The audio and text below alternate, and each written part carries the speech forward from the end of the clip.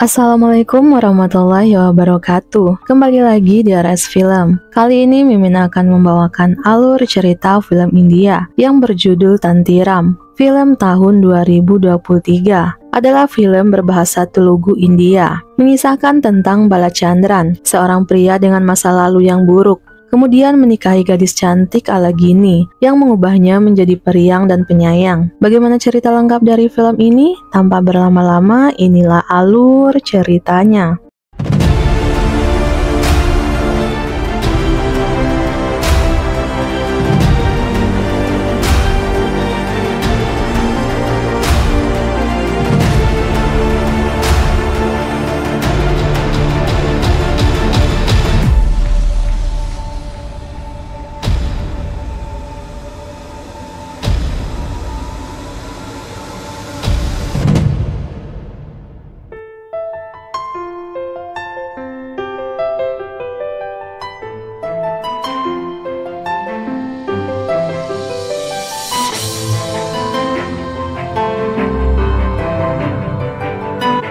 Ajay adalah seorang pemuda yang bekerja di perusahaan di Hyderabad. Ia dan 3 temannya yang lain merencanakan akan berkumpul untuk berpesta minum minuman keras di suatu tempat yang tersembunyi. Hingga malam pun tiba, dengan berbekal sebuah lampu minyak sebagai penerang, keempat pemuda itu mulai mengeluarkan minuman. Salah seorang teman Ajay berkata agar Ajay menceritakan tentang kisah horor untuk menemani santai mereka. Ajay pun mulai bercerita.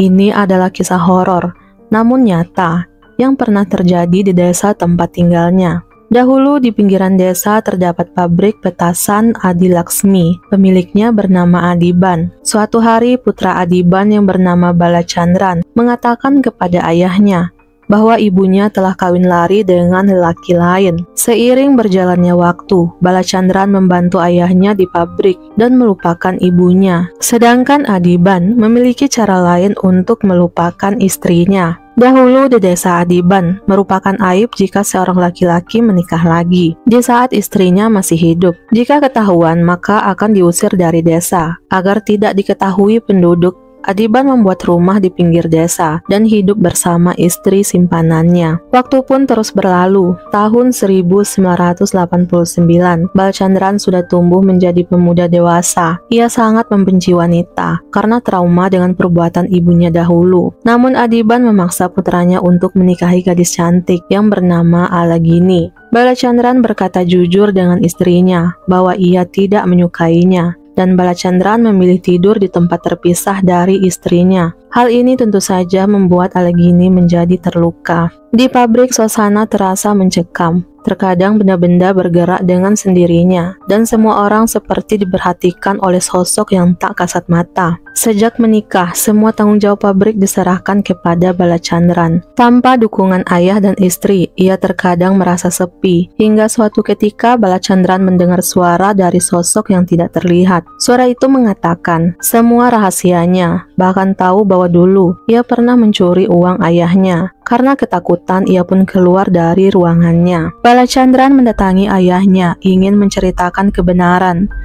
Namun ayahnya malah menganggap ia tidak ingin mengurus pabrik. Sesampainya di rumah, Balachandran kembali mendengar suara yang menakutkan. Bahkan sekilas ia melihat penampakan sosok jin yang menyeramkan. Alagini mendengar Balachandran ketakutan, segera menghampirinya, memberikan perhatian kepada suaminya yang membuat Balachandran menjadi luluh, dan ia pun mulai mencintai istrinya. Alagini membuat Balachandran menjadi sosok yang berbeda. Bahkan ia mendatangi salah seorang karyawan pabriknya, seorang perempuan yang baru menikah. Namun dengan angkuh dulunya, Balachandran tidak ingin menghadiri pernikahannya karena ia membenci wanita. Namun saat ini Balachandran ditemani Alagini mengantarkan hadiah untuk wanita itu. Cinta Alagini telah membuat Balachandran menepis rasa takutnya. Ia kembali ke pabrik dengan berani. Siang itu Balachandran telat kembali ke rumah untuk makan siang. Alagini mengantar makan siang untuknya. Di saat itu tiba-tiba lampu berkedip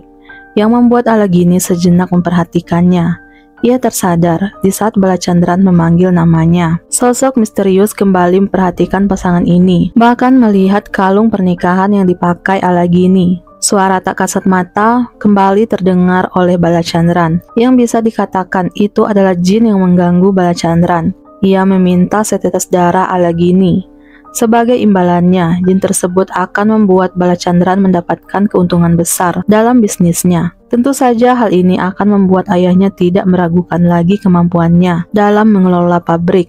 Balachandran mulai berpikir tentang mengikuti kemauan jin tersebut. Ia memberikan minuman yang dicampur obat tidur kepada istrinya. Di saat Alagini tidak sadarkan diri, Balachandran mengambil setetes darah Alagini dari tangannya. Ia membawa darah itu ke ruangannya di pabrik. Sosok jin itu meminta Balachandran meneteskan darah itu ke mejanya. Kemudian ia diminta menutup mata. Seketika sesosok jin datang kemudian menjilat darah tersebut. Jin itu berjanji akan membuat usaha Balachandran menjadi berkembang. Ia akan segera kembali jika Balachandran memanggilnya lagi. Alhasil usaha pabrik pembuatan petasan Balachandran pun berkembang. Bahkan ia bisa membuat cabang pabrik baru. Hal ini membuat ayahnya senang dan mengakui kehebatan Balachandran. Namun sebagai manusia, keserakahan merupakan sifat yang sering terjadi. Meskipun sudah menjadi lebih kaya dari sebelumnya, Balachandran menginginkan lebih dari apa yang ia dapatkan saat ini. Ia kembali memanggil jin tersebut. Ia ingin usahanya lebih besar lagi. Jin itu pun setuju, namun dengan syarat yang harus dipenuhi oleh Balachandran. Balachandran mengira jin itu hanya menginginkan setetes darah istrinya. Bagi Balachandran hal itu tidaklah sulit. Namun kali ini jin itu tidak menginginkan setetes darah lagi karena ia pernah mencicipinya. Kali ini jin menginginkan istri Balachandran. Mendengar hal itu membuat Balachandran marah. Ia tidak mau jika jin memiliki istrinya. Setiap hari jin itu membujuk Balachandran untuk memberikan istrinya. Namun Balachandran tetap pada prinsipnya tidak akan memberikan Alagini. Hingga suatu hari jin itu berkata, jika Balachandran tidak menuruti keinginannya, maka sosok jin itu akan membuat usaha Balachandran menjadi hancur. Benar saja, beberapa hari setelah itu, Balachandran membaca surat kabar yang memuat berita bahwa pemerintah telah melarang produksi petasan berlebihan karena meningkatnya polusi di atmosfer. Hal ini menjadi kabar buruk bagi Balachandran. Secara otomatis produksi petasan di pabriknya akan menurun. Namun ia mendapat kabar bahwa hal ini hanya sementara. Pemerintah kemungkinan akan mencabut larangan ini. Kekhawatiran Balachandran menjadi berkurang. Ia memindahkan semua produksi petasannya ke gudang baru. Namun hal buruk kembali terjadi karena proses pembangunan pabrik yang tidak sesuai, maka membuat sebagian atapnya menjadi bocor, yang membuat stok petasan di gudang menjadi rusak karena air hujan. Balachandran kehilangan harapannya. Ia menjadi tidak berdaya. Ia kemudian mendatangi jin itu. Balachandran berkata, mintalah hal lain, namun jangan istrinya. Bahkan ia rela memberikan darahnya. Namun sosok jin tidak ingin darah Balachandran. Bahkan jin mengatakan bahwa Alagini hanya memanfaatkannya. Jin meminta Balachandran bertanya kepada Alagini apakah ia mengenal Kailas. Balachandran pulang ke rumah kemudian bertanya kepada istrinya, siapakah Kailas?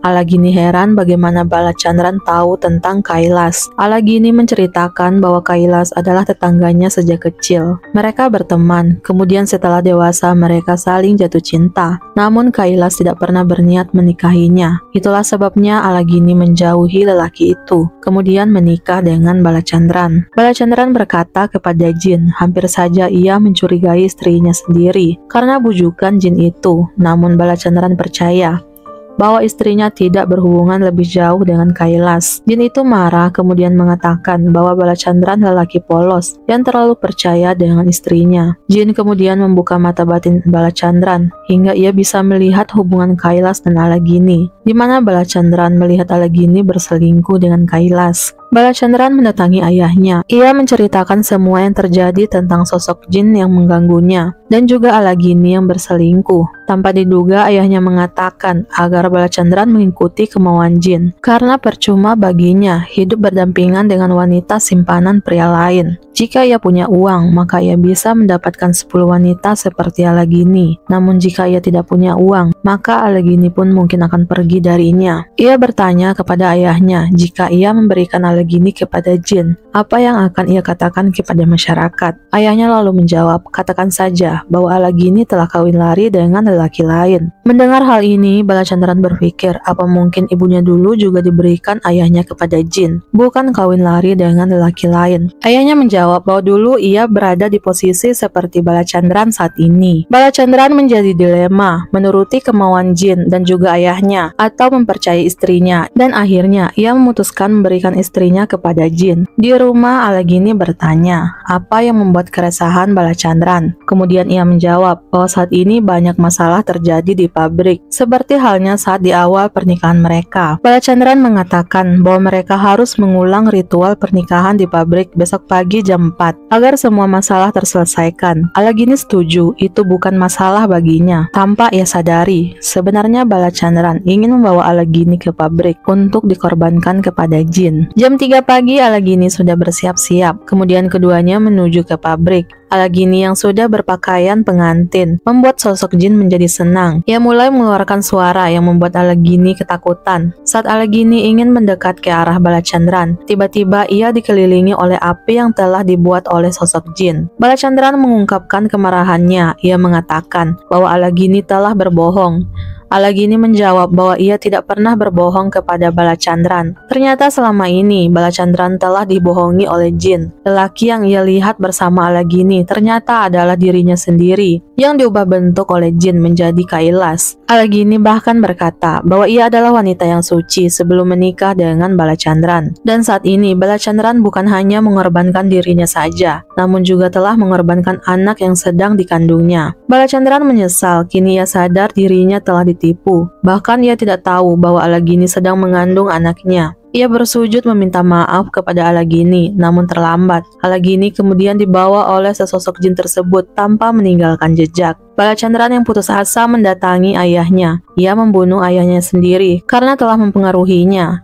Seorang ayah biasanya mengajarkan hal baik, namun ayahnya malah memberikan pengaruh buruk padanya, sehingga ia telah mengorbankan istri dan bayi yang ada di kandungan Alagini. Balachandran kembali kesepian lagi. Ia yang putus asa memilih mengakhiri hidupnya sendiri. Scene kembali ke masa kini, di mana Ajay dan 3 temannya sedang berpesta miras. Salah satu temannya tidak percaya ada kejadian seperti itu di desanya. Ia bertanya di mana lokasi pabrik tersebut. Kemudian Ajay menjawab, disinilah pabrik itu, tempat di mana mereka sedang berpesta. Nani yang ketakutan ingin segera pergi. Tiba-tiba lampu yang mereka bawa padam, dan sosok Alagini dengan wajah yang menyeramkan muncul membuat keempat pemuda itu ketakutan. Film pun berakhir. Oke guys, itulah akhir dari film Tantiram. Pelajaran yang bisa kita ambil dari film ini, janganlah meminta bantuan kepada jin, karena itu adalah perbuatan yang sesat. Apalagi kita sebagai umat Islam hanya boleh meminta kepada Allah Subhanahu wa Ta'ala. Adapun yang selainnya, tidak ada yang memiliki daya dan upaya yang bisa menolak dan memberikan manfaat serta kebaikan, termasuk juga golongan para jin. Sekian dulu cerita film kali ini, sampai jumpa di cerita film lainnya.